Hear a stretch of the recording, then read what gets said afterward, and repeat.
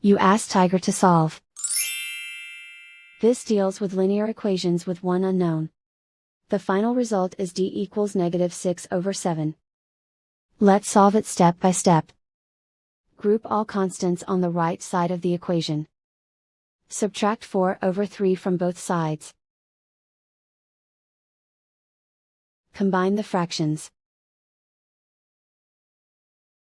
Combine the numerators. Reduce the zero numerator. Simplify the arithmetic. Combine the fractions. Combine the numerators. Simplify the fraction. Isolate the d. Multiply both sides by inverse fraction 6/7.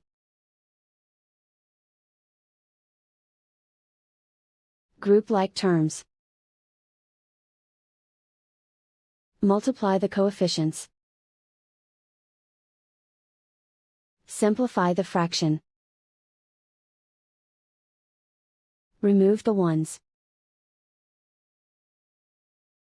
And so the final result is d equals -6/7.